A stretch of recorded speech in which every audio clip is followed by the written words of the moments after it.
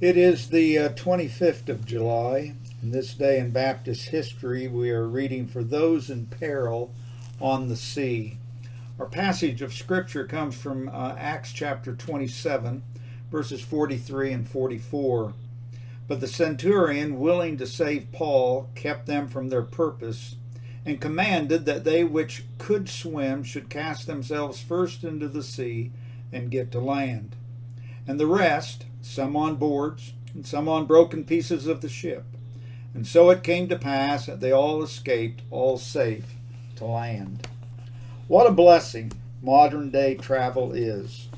Today, a messenger of the Lord may board a jet in New York and in a matter of hours be at his place of divine appointment. How different is that picture from another which transpired in 1834.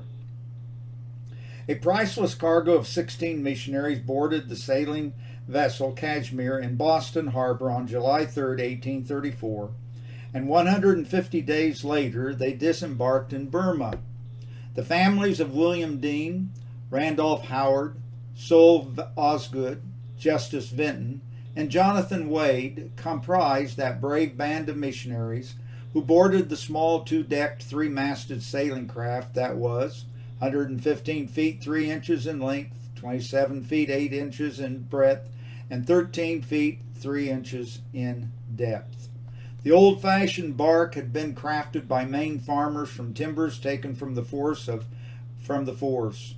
Refrigeration and radar were, of course, unknown. Fresh vegetables and produce could not be transported, and livestock had to be taken along to be butchered and served during the journey. The missionaries used their time well in studying, praying, and witnessing to the officers and crew of the ship. The men took turns preaching every Lord's Day and on other occasions during the trip, and it is reported that Captain Hallett, the steward, and a number of sailors were brought to saving faith in the Redeemer. What a blessing it would have been to attend and enjoy those services. But my purpose is to attempt to reveal some of the trials that these dedicated servants of God experienced along the way. Jonathan Wade kept a journal for the benefit of the Foreign Secretary of the American Baptist Missionary Union, and some of his entries are very insightful.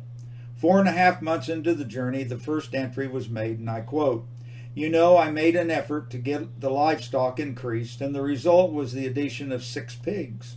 It was thought that the supply would give us fresh meat 2 days in the week all the passage. I did not expect this, nor have we realized it. We have had but 1 meal of fowls during the voyage. The rest of the fowls were cooked occasionally for the sick. When a sheep was killed, it afforded us a single meal in a week, that is, a fresh dinner on Sunday. But 10 of the pigs died. And why? Because they were put in a pen far too small for the number. 18 pigs were put in a pen 6 inches in length and 4 feet 6 inches in breadth, and nearly half of that room was taken up by the bow of the long boat. They have absolutely had no room to stand, much less to lie down. And the consequence was they died off until they were reduced in number proportionately to the size of the place in which they were confined." End of quote. The lack of fresh meat was made up for somewhat by plenty of fresh bread made of flour or meal. Mr. Wade wrote, and I quote, "We have had no cheese for many weeks and no ham. Out of the 500 pounds of ham put up, we have only had a little for breakfast, not more than 30 times. I should say during the voyage there has been great waste on it on account of it being so fat. Also that the mice got in and devoured much of it." November 24. "All of our stock is now gone except 1 old chick. Sugar and molasses are running very low. The last barrel of flour has been broached. We were forbidden fresh water for washing our teeth, but the next day the Lord opened the windows of heaven and poured out such a supply that we have not been reduced to that extremity since." End of quote. By December 3rd, the lack of vegetables and fruit was beginning to have most serious consequences. The record reads, and I quote, "Still at sea, and our circumstances are becoming truly alarming. 4 of the men are laid by with the scurvy, and the disease is making sweeping work. Some others of the men are scarcely able to keep us. Our cook is among the number of those laid by. The steward is complaining of the symptoms of the incipient stage of the disease. So are 3 of the officers, though they are ashamed to own the fact.